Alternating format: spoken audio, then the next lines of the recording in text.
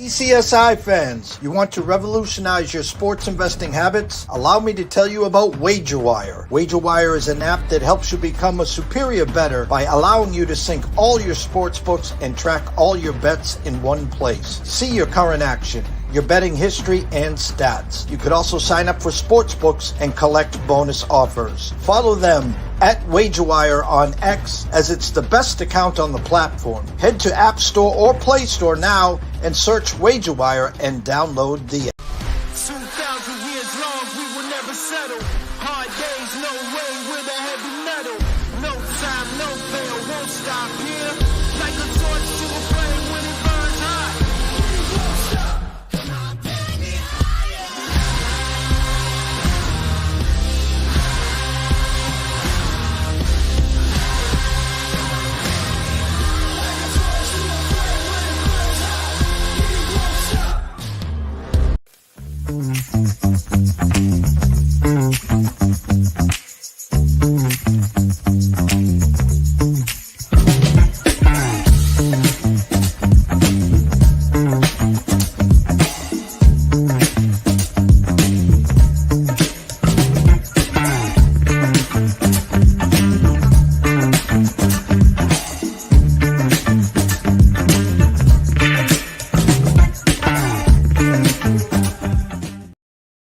Excuse me, Mr. DJ. Hey, check this out. We got a great show coming your way.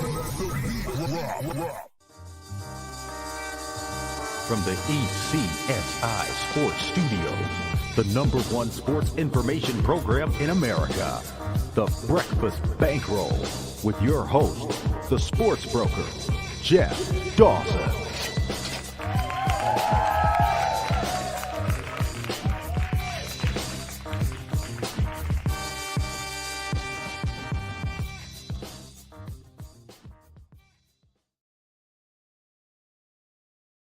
Good morning, sports fans from all around the globe. I am the host, Jeff Dawson, East Coast Sports Investors, and it's that time of the week. What a way to start the week. Then, of course, Korn Flakes KRACK with the legend himself, Mr. Bill Krackomberger, all the way live in Las Vegas, 10:36 a.m. here. Back east, where Billy will be heading at some point this week. Thunderstorms, lightning, pouring rain on Cape Cod. I got a dog at the feet of me, shaking, rattling, rolling. I can't make this up, but it is what it is. A shout out to our proud sponsor and partnerships, of course. It's WagerWire. If you haven't downloaded the app, head on over to Google Play, download it. It is free.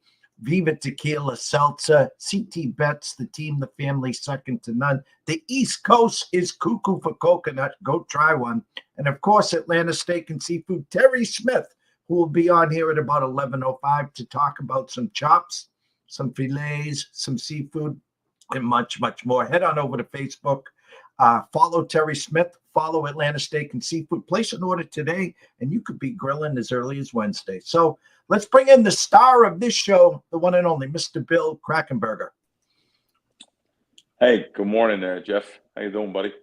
Good morning, Billy. You know, spin, rinse, repeat. Spin, rinse, repeat. Week 5 of the NFL. It was an amazing week of sports and weekend of sports. I mean, MLB playoffs, UFC, NCAA football, upsets, Alabama goes down. Then, of course, NFL Sunday, the Circa contest, 14,000 plus started, just over 200. The two biggest favorites at home, Seattle and 49ers both go down. Your thoughts?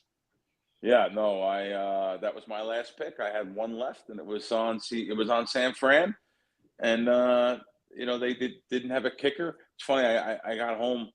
I do a 3-hour nationwide show on the weekends. On Sunday morning, I went out to breakfast after, watched I take my iPad, watch some of the games on the iPad and the live scores. Come home and I actually flipped on the game at like halftime, and I seen like San Fran was going for it, like 4th and 20 at like the 30-yard line or something. I was like, wait a minute, what happened here? Why are they taking a field goal? Like 4th and 25, I think it was. And I realized the kicker went down. It's amazing, Jeff. Is anyone on the team? Didn't they kick a couple field goals? Why not the punter? Anyone? Didn't anyone kick a field goal in high school or college that they could have used instead of going for it on like 4th and 25? Like, it's amazing. They're really banged up, San Fran, but yet they were still a very big favorite. 7.5 points. It was 7.5 out here. They were a big favorite here, and situations happen, and this is the reason why carnage happens. The two biggest favorites. I mean, who figures that Seattle would go down 2 versus the Giants? Line opened up 5.5, 6, went up to 7 itself. That game was even 7 minus 20 all over town. So, and every given Sunday here, I go by power rankings and power ratings, and I have a buddy of mine that gives me a chart every single week. I mean, this is like his power ratings of every single team, and he's a genius. This kid, total genius, and he has all his rankings of teams. He had San Fran being the number 1 team in football. He had Buffalo a couple weeks ago. Detroit. All these teams have went down though. I guess Kansas City is the best team. I guess, but who knows if the Saints beat them tonight? You just don't know. It's amazing. This year, I've never seen parity like I've seen this year in the NFL. I don't know if you could even call it parity. Lots of sloppy football, lots of ugly football. Look, last night, Dallas and Pittsburgh, just a disgusting game. Really, back and forth, like interceptions, fumbles. Even the end of the game, there was a fumble, and the game could have been over. Pittsburgh could have won. Anyone could have won. So, really, it's an amazing year. Look at the carnage in the Survivor contest. After 5 weeks, we're down to 200 and some guys from 14,000 and change. Each entry is worth about $63,000 implied value based on only being 200 and some entries divided by the 14.3 million prize pool. So it's any given Sunday in the NFL here. It's the reason why it's so hard to win in the NFL, because of things like NBA too, NBA sides and NFL sides, toughest things to beat. But people don't want to hear that. They love firing an NFL. They'll be everyone watching the game tonight will have a bet. I don't care what the commissioner tells you in NFL. I don't care what people tell you. Everyone will have a bet, and I'll still say it. And they don't want to put Pete Rose in the Hall of Fame when the guy's alive. But meanwhile, they're paying him to go out to Cincinnati and make the first bet at the sports book in the ballpark. It's amazing. It's amazing. There was a couple great takes last week on that. I don't want to go into it again, but so it's an amazing year. Now you come, I think it's called the sports equinox, when you have, a month from now we'll have football, basketball, hockey. I mean, just everything together. It's the toughest time to be a bookmaker, believe it or not, because it's hard for a bookmaker to get the line right on every single game when on a Saturday they're putting up, 80 college games, 80 college football games, NBA, college basketball. Then they have to worry about maybe, even, situations even now with baseball playoffs. There's so many different things. It's hard to get every single line right. And I try to take advantage of that with the college sports, even with the props have been really good for us this year. NFL props are running like 65, 68%. I think we after this week, we're really killing NFL props this year, player props. But also, college football is holding its own. We had a great, ever since preseason. Really, we really haven't had a losing week. We're really holding our own here. So, it is what it is. I'm upset about the contest, but hey, that's over. Now we got Circa Millions to worry about, and the Westgate Super Contest, holding my own in them both. Actually, Westgate Super Contest, I was 7th actually going into last week. Started out 3-0, and then yesterday I had Seattle -6. That's the advantage of betting on these contests. On Seattle -6 when the line was 7, and they also had Pittsburgh, I think -2. Pittsburgh -2. Wound up going 3-2. So 3-2 is going to knock me down. That's how hard it is to win these contests. So I was in like 7th place, and 3-2 will knock me down. You have to go 4-1 or 5-0. Imagine you have to go almost 70% to cash on these contests, and that's how hard it is. I was 66% going into this weekend in Westgate. But that'll go down a little bit. That's how hard it is to win. There's such a luck factor, too. Giant luck factor to sports in general. Listen, I know that we can beat the game with back-tested methods, algorithms, models, and I'm involved with these type of things with these great syndicates that I work with. And sports betting syndicates. Don't over here, East Coast show here. All of you guys think syndicates, you think about mob guys. No, sports betting syndicates. But I'm involved with that, but yet there's still a luck factor. That's the point I want to make here. Still a luck factor involved in a lot of things. NFL. It's the reason why, like I always say, the bookmakers Monday morning always driving the Cadillacs, driving around, doing their paying and collects over there on the East Coast. We don't have that here. We have regular sports books. Yeah, okay. It's just situational how the luck factor does come into play still. You have to run lucky with things. And let me tell you something. It's hard to believe, right? All people tell me, Bill, you're not superstitious, are you? Math, algorithm, models, back-tested data. Yes, as a matter of fact, I am. I grew up back east. Yeah, I still have some superstition to me. And it could be superstition. But I still have that. There's some people I like to bet against. I always say it's just as good to find a losing handicapper as it is a winning handicapper. I literally have some people I just bet against blindly. But yesterday, both people I bet against, they both had Washington, and they were correct. So next week, I can't wait. If I find a double match again, I bet against. They're lifetime losers. They admit it. The one, I'll give you the one, guys. I'll give everybody the one. I think it's called. He posts on Twitter all the time. Chicken dinner. Okay, at Chicken X Dinner, and literally going into yesterday, bartender alert: 86 and 113, 43% against the spread. I love very, very the candor and honesty.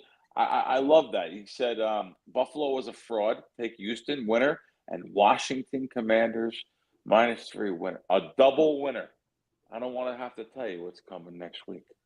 So it's betagainstbartender.com. I want to open up his own website for him. But I do bet against losing bettors over time too. But my stuff is, like I said, mostly generated from the people I'm involved with, and we're long-time winners. We're going to win over time.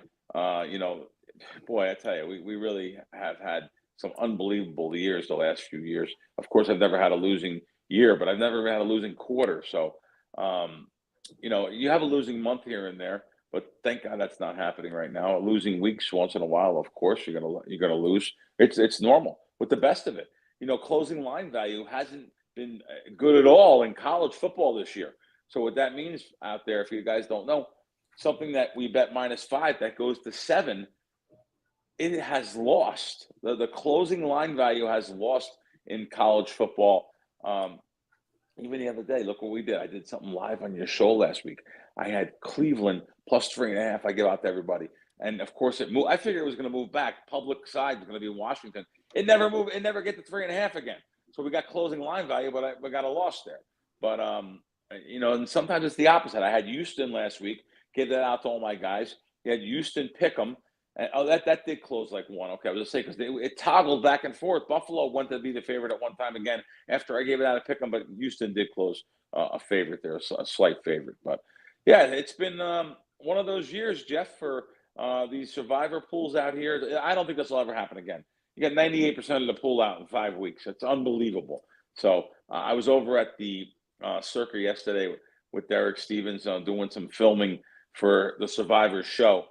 So I'm out of that. I don't know if they're going to want me on that again.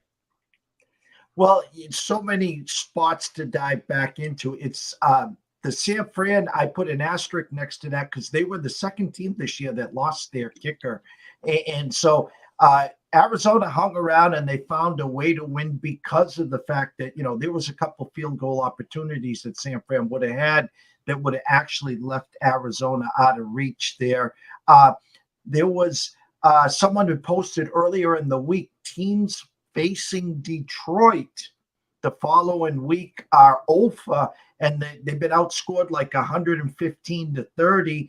And then the Giants hit that model there, and it looked like Seattle was sleepwalking most of that game as well. And I want to go to coaching. This is a multi-billion-dollar industry with billionaires that own these teams that put together staffs. The McVays of the world that are getting paid through the nose. These are the geniuses. Yet there were 3 coaches, Billy, that cost their teams the game. McDermott in Buffalo decides to throw the ball 3 times instead of taking it to overtime. Oh, wow. That was amazing. Wow. Cincinnati, where Burrow's thrown for 400 yards, and they run 3 dive plays and try to set up a 53-yard field goal. They look like Charlie Brown and Linus there kicking the field goal. That's Lucy. number 2. Yeah. Lucy, yeah. And number 3, McVay, down 7-0 early in the first quarter, 4th and 4 from the 4. Take the damn 3 points, McVay. Nah, I got to go for it. I don't need that 3 points. That 3 points cost them the game. You know, Jeff, a buddy of mine, Steve Fezzik, says this. He's right.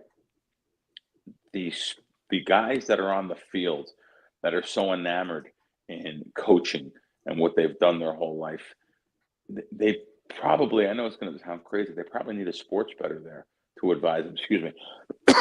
They probably need a sports bettor, really, or not even a sports bettor. How about someone with just common sense? Because some of these guys are so, like I said, they're so into what they know as a coach. They just don't know the analytics of the game, or they just don't realize, even though every team has an analytics department, they don't know some certain things that are almost common sense. They need someone on the side to say, hey, coach, just go for this. Trust me. I know what I'm doing. I'll talk to you about it after we do it, but I'll show you just trust me on this, and then I'll show you the reason why we did it. They need someone on the sidelines or in their ear to tell them to do certain things. Because like you said, you've only mentioned 3. There was actually more situations in the NFL, especially the first 5 weeks, that just leave people shaking their heads. And they really do. You're right. Some of the things that go on, that what it does too, Jeff, it makes all the people that watch the game say, this is fixed. I hate when I hear that, because you got $1 million athletes, $1 million coaches, multi-million, hundreds of millions. And, if you lose, the human condition, what we're made up of, is to say, well, why did I lose? Oh, because they fumbled in the first quarter. Oh, because they didn't go for it on 4th down when because they missed the field goal. It's never, I just picked a bad team. It's always something that happened on the field. But like I always say, Jeff, you and I can bet the same exact game, opposite sides, and we can always make excuses why we lost, because we only look at it through our eyes and the reason why we lost. And that brings people back every week, because they say, I should have won that. I'm a good handicapper. I should have won. So when I tell someone I'm 56.5% for the year, and they say 56.5%. Oh God. All right, that's okay, but I could do that. Yeah, okay, sure. Try. By the way, you have to win 52.38 if you're playing against one sports book and one line set. A guy like me, I have to win about 51%. I have multiple sports books, reduced juice, getting the best of the line. That is the difference. So 56.5, a 5% edge on all the money through the window, brother. That's a lot of money. So if I put through 100,000 through the window and I'm at a 5%, that's $5,000 for the week. So you're going to have your losses and mixed in there. So if I go 6-4, people 6-4, that's okay. But I'm looking for like 8-2, 9-1. Okay. Well, you're also looking for Dorothy's red shoes too, and the Wizard of Oz to tap together. Shout out to Mr. Berry. Parker says ego, 1,000%. And Richard Poplar says great show every week. Great duo. We can't thank you guys enough for jumping in. If you haven't subscribed to YouTube, head on over to YouTube at East Coast Sports Investors. Subscribe. It's free. And turn on the notifications. Never miss a show, especially every Monday here at 10:30 a.m. with the one and only Mr. Bill Krackomberger himself. Bill, I got to go back here.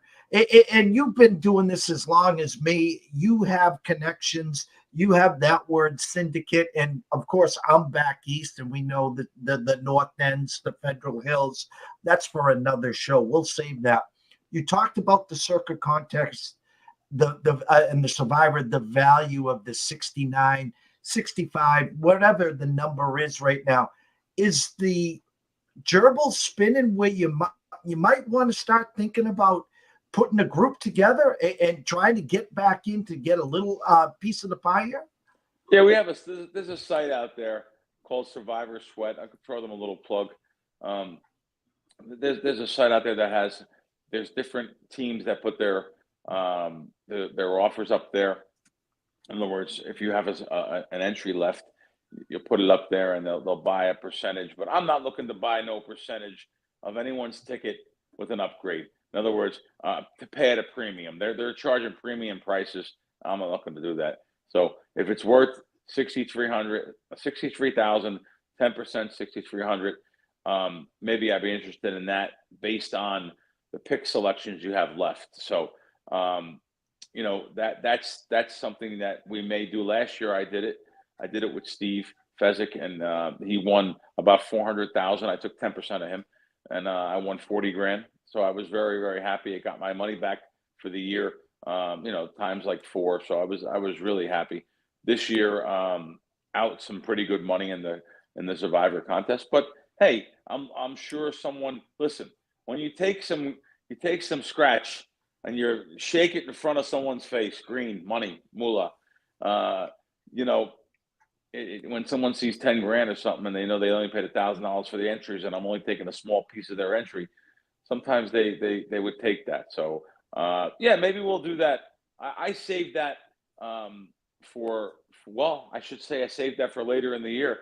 This is a year that's unprecedented. Really, we're down to 200 and some guys now. So maybe I will start looking at that. Like I said, I just got knocked out yesterday with my last entry. So it's crazy this year too. Come on, the two biggest favorites yesterday losing again after this has happened the first 4 weeks multiple times. Again, San Fran losing at home. Maybe even though Seattle was a little bit of a less of a favorite, Seattle losing at home probably to the Giants shocked me even more. I mean, come on, are you kidding me? I have the Giants down as one of the worst teams in football, and that they have won 2 games here that shocked America, shocked everybody. Almost beat the Cowboys 2 weeks ago and beat Seattle in Seattle. I had Seattle down as like Seattle ranked as like the number 4 or 5. Yeah, we had Seattle ranked as like the number 6, number 17, and even though they did lose to Detroit, but boy, their offense was really sparked that night, and Detroit was just too much for them on offense. They couldn't stop them. So to see that is it's amazing what's going on this year. But yet everyone, that's all they want to bet. They want to bet the NFL. They don't want to bet smaller market things. They don't want to bet. The NFL is where the money is, and the bookmakers are all getting, they're all getting fat. That's all I can tell you. Pockets are lined. We have a couple minutes left. I'm going to ask you one question before the closing question here. You talk about the carnage going on in the NFL, but yet on Saturday we see Alabama, 3 touchdown favorites, go into Vanderbilt, lose outright after beating Georgia the week before. Tennessee, 2 touchdown favorites going into Arkansas and Fayetteville. They lose outright. This week is must-watch TV. In other words, get new batteries in the remote. This week's college card is second to none. And the headliner, of course, is Ohio State now, number 1. Heading to Oregon there. What about the carnage in the college football? So people get crushed on Saturday, wake up Sunday morning with a hangover. Never mind where you are. 6:30 a.m. kickoff in London this week. A kickoff in London next week, too. The carnage in the college is starting to add up like to the NFL, Billy.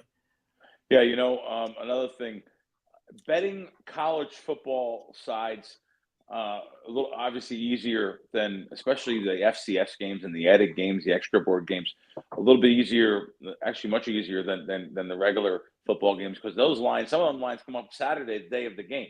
But if you're going to be betting like big teams like you're talking about, Ohio States and Alabama's and all these main teams on a Saturday, when the line has been ironed out all week since the previous Sunday night, it's almost as hard to beat as an NFL game. Beating these top schools, and I mean beating the line or beating the game itself on the top name schools, which have a lot of eyes on them, a lot of media on them.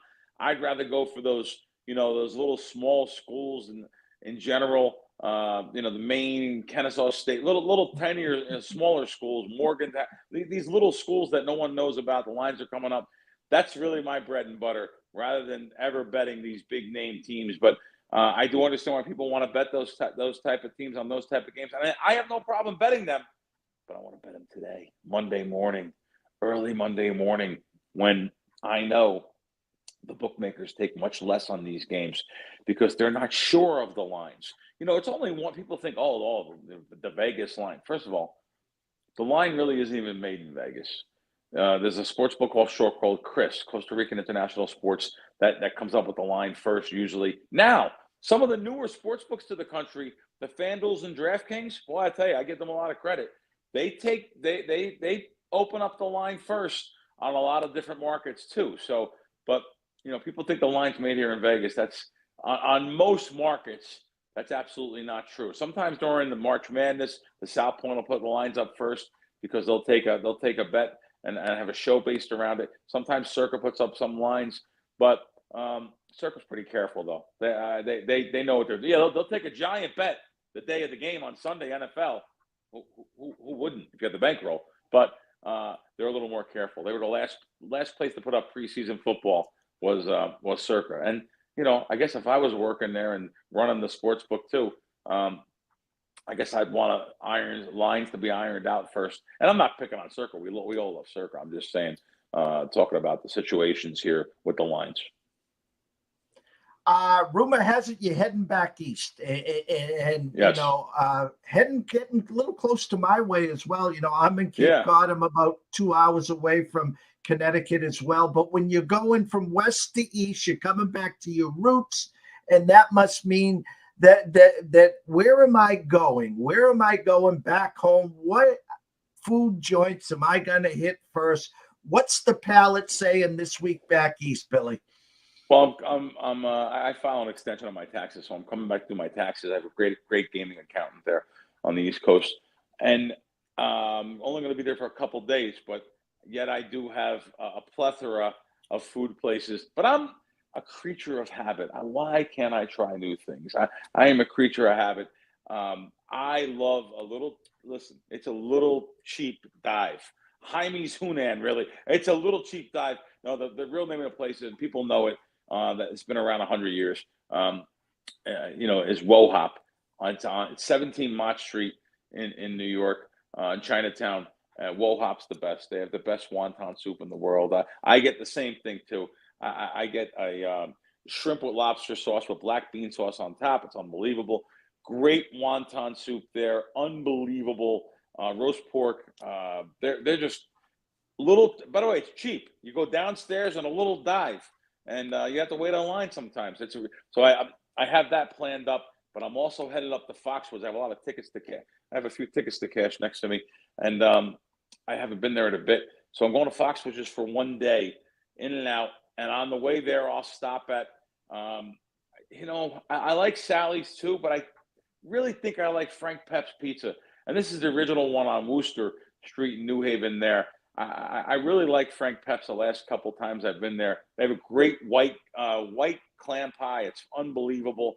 I know people say, "Oh, clams on pizza." No, that's really unbelievable. However, I do like their traditional tomato pie too, but with cheese, light cheese on it. That's my favorite place. That's a 100-year-old oven that they're cooking that in, a coal-fired ovens. I love that. And there's even a burger place I want to try there. I wrote it down. I know it's just a dive joint, but it may be on the way back to New York.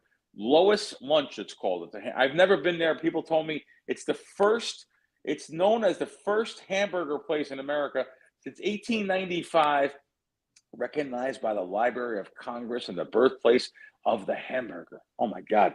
I mean, so why do I focus my life around food stops? And it is what it is, sports betting, family, and food. That's the life. But Yeah, so I do have some good stops there.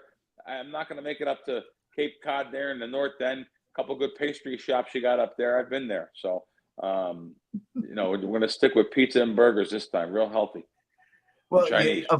of course, you're talking about Mike's Pastry and Modern Pastry, two Right. of my all-time favorites there. And obviously, I'd love to tiptoe to Foxwoods. I don't know if my schedule makes it. I'm going to see if I can do some juggling. Otherwise, next time you're back east and we can get you to, let's say, the north end, Straga's, Mike's is on me. Yeah. Yeah. Oh, I love it up there. We'll do a live show from the north end. Maybe we'll do some Straga. We'll do some Mike's Pastry.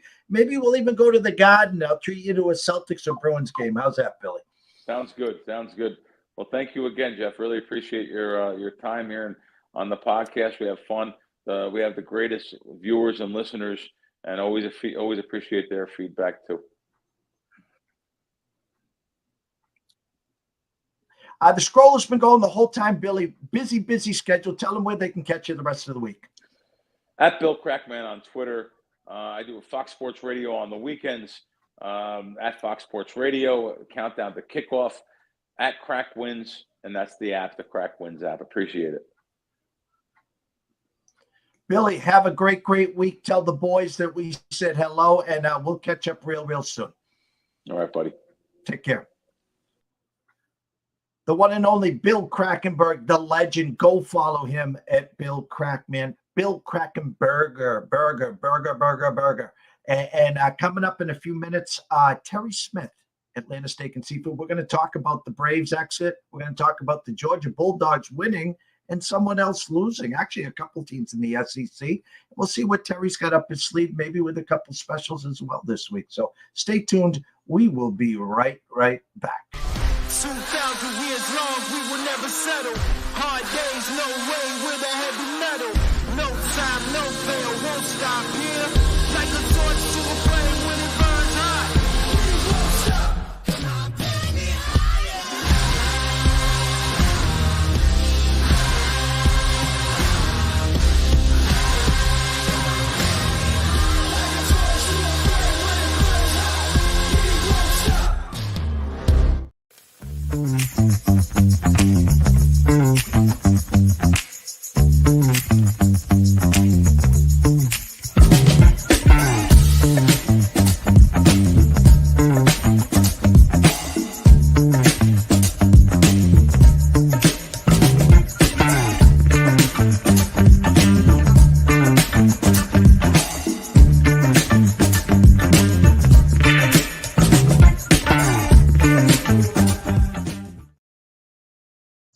One team exits the building. Two teams. Actually, he's got he's got two teams at least to root for. The Atlanta Falcons, a great, exciting win last week. And then, of course, the Georgia Bulldogs not only win, but they see a couple of their foes lose. So that SEC is up for grabs. So without further ado, the one and only Mr. Terry Smith. Yeah, good morning, Mr. Dawson. Good morning, Terry. How are you? Quite well, sir. How about yourself? We're doing great. Believe it or not, I got the pup at my feet here. It's funny because as we were starting the show, crash, bang, boom, severe thunder and lightning, and my dog doesn't do well with the thunder and lightning. So it's Monday morning. Expect the unexpected, Terry. Yeah. We're it's always like this around Atlanta this time of morning, anyway.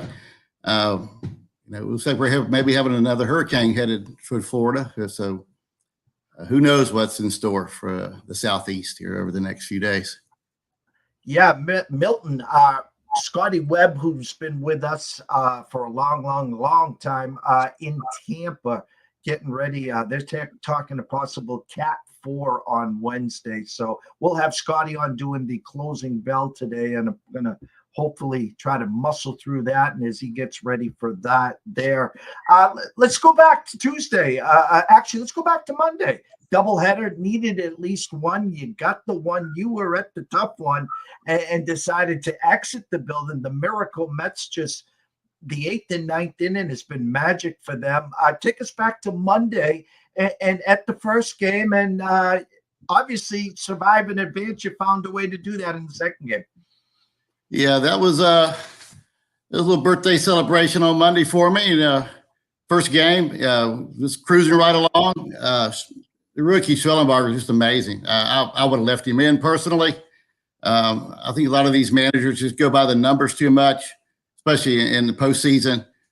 Sometimes you got to have a little intuition about what's happening. But like you said, the Mets have been scoring some runs late, doing a lot of damage, and pulling out some victories.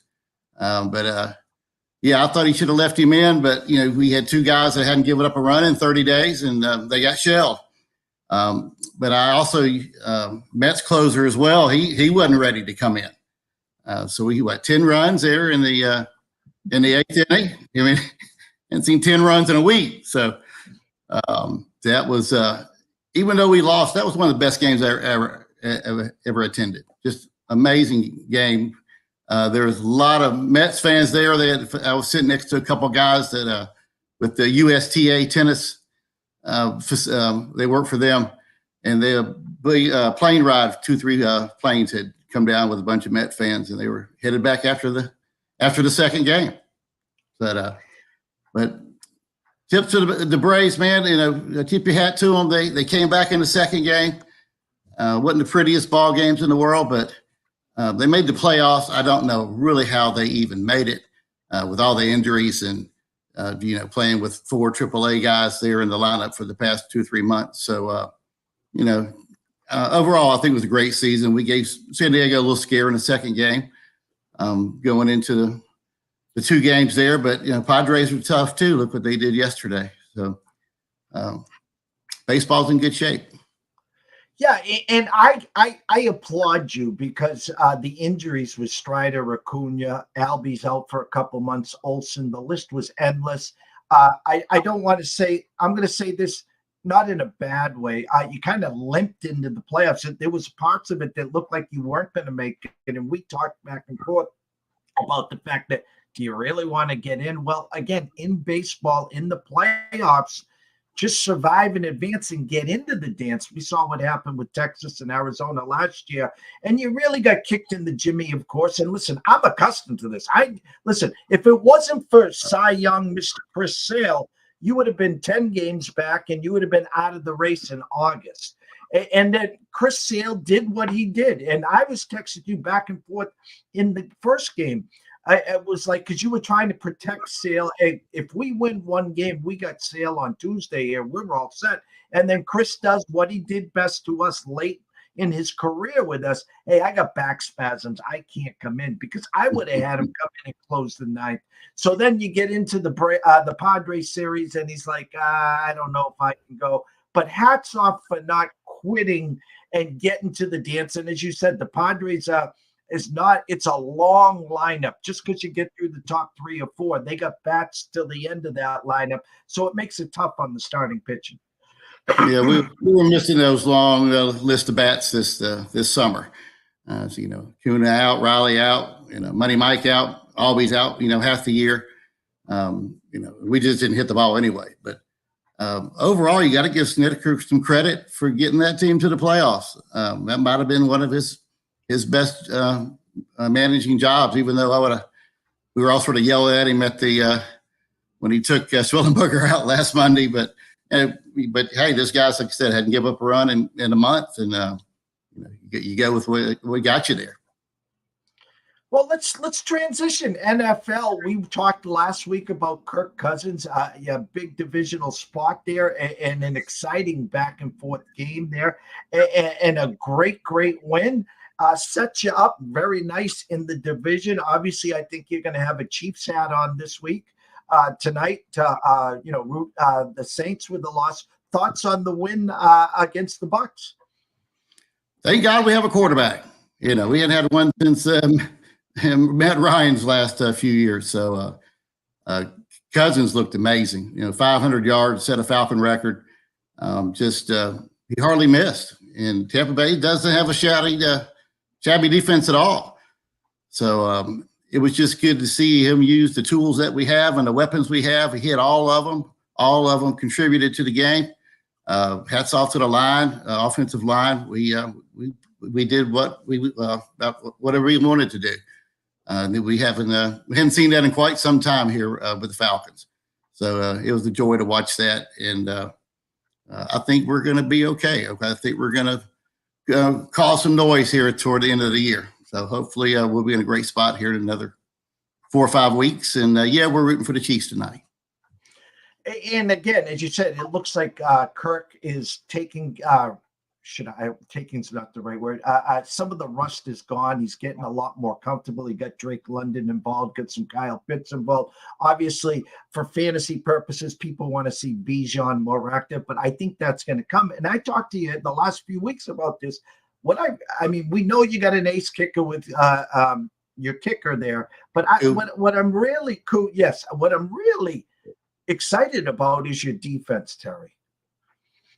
Yeah, we were able to stop the run and force people to be one-dimensional. And it's great to have some talent and guys flying to the ball. And just overall, I think our new coach has just done a great job of getting everybody involved. And the motion's up. We're flying around to the ball. And it's just a whole different team than it has been the past 2-3 years. So now we get to Saturday, and of course Georgia's got to lick the wounds after a tough loss to Alabama. And you're looking at the schedule: Alabama, 2-3 touchdown favorites at Vanderbilt, and then the night game, of course, Tennessee, 2 touchdown favorites at Fayetteville. I was on Sports Grid Saturday night. On Friday we had the NCAA Insiders on, where Matt Grissom, season ticket holder for the Arkansas Razorbacks.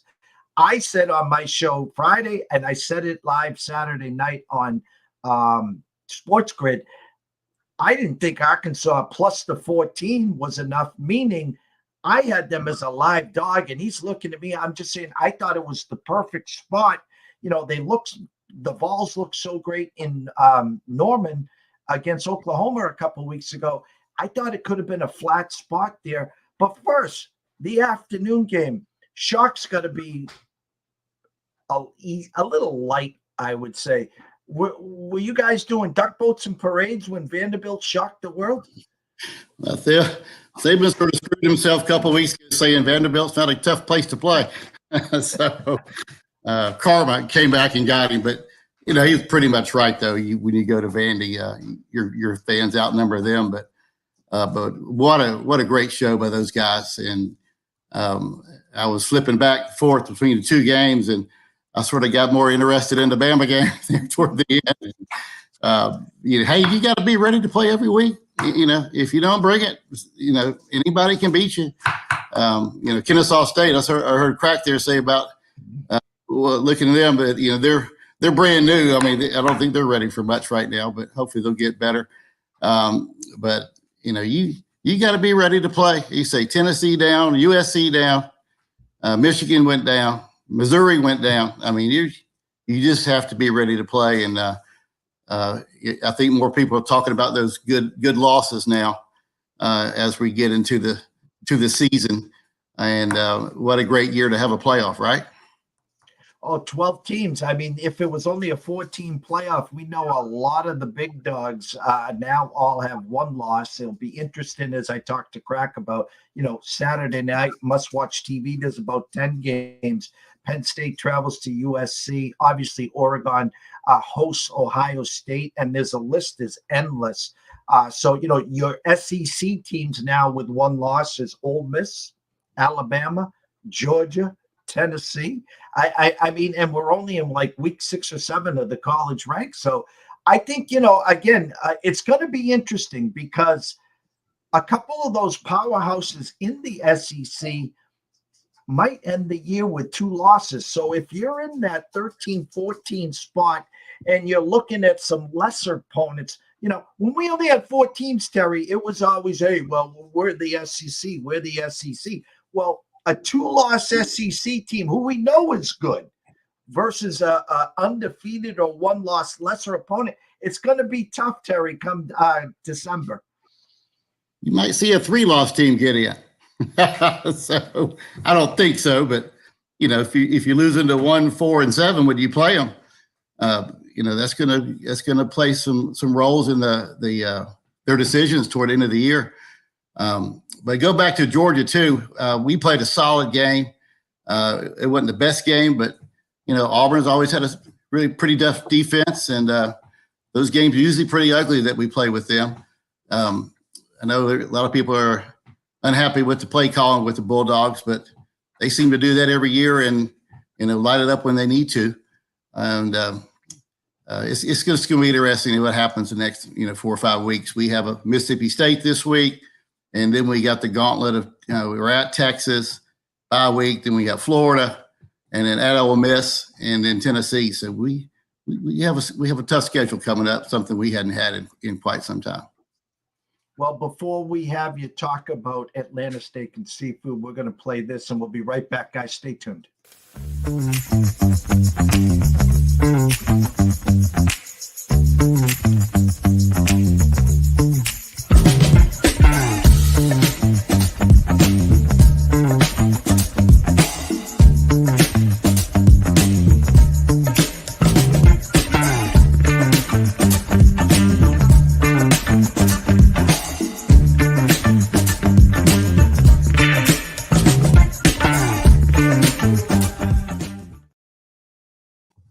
In studio every Monday after Bill Krackomberger, of course, the one and only Mr. Terry Smith. Go follow him on Facebook at Terry Smith. While you're there, follow Atlanta Steak and Seafood. Introduce yourself. Tell him JD from ECSI sent you. I have 2 chops marinating, lamb chops that is, as we speak. And I got a nice New York strip all ready to go. My grill is going to be crackling here. But as we always close out the show, Terry, tell them what you got to offer this week at Atlanta Steak and Seafood. Yeah, we're having a great sale on our New York strips this week. $25 off any box of strips, 10 ounce, 12 ounce, big 16s like I like them, big 16-ounce prime New York strips. You go on the website and just put code STRIP in there, code STRIP, STRIP, and get you $25 off any box of full box of strips. There's 6 16-ounce strips in a box, 10 10-ounce, and 8 12. And the best flavor steak you can get.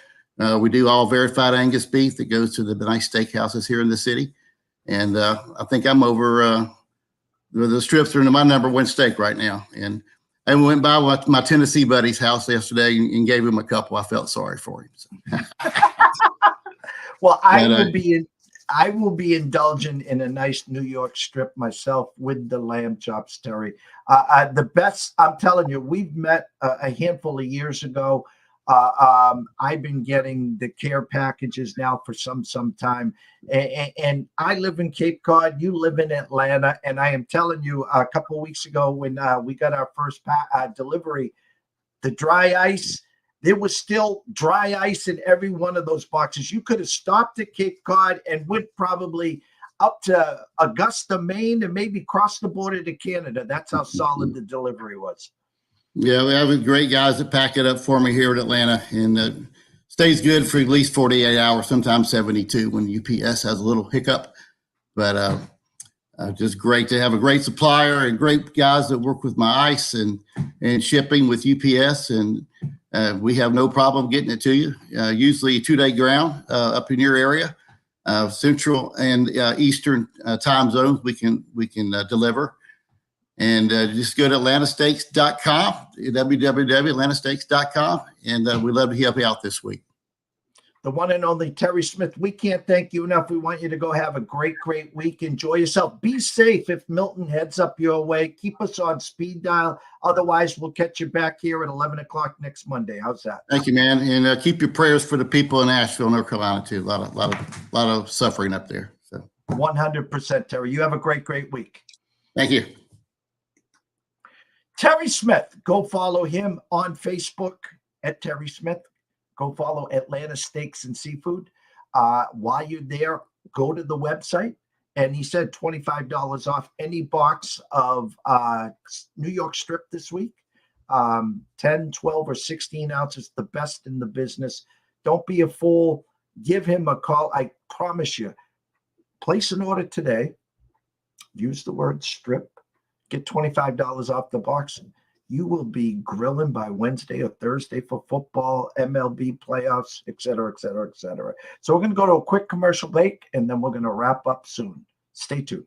ECSI fans, you want to revolutionize your sports investing habits? Allow me to tell you about WagerWire. WagerWire is an app that helps you become a superior bettor by allowing you to sync all your sports books and track all your bets in one place. See your current action, your betting history, and stats. You could also sign up for sports books and collect bonus offers. Follow them at WagerWire on X, as it's the best account on the platform. Head to App Store or Play Store now and search WagerWire and download the app.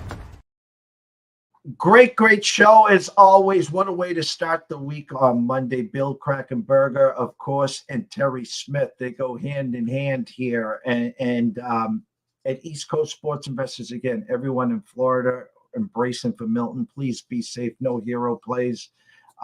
If they tell you to evacuate, evacuate. Come on now. Mother Nature is undefeated. Don't be a fool there. And as Terry said, the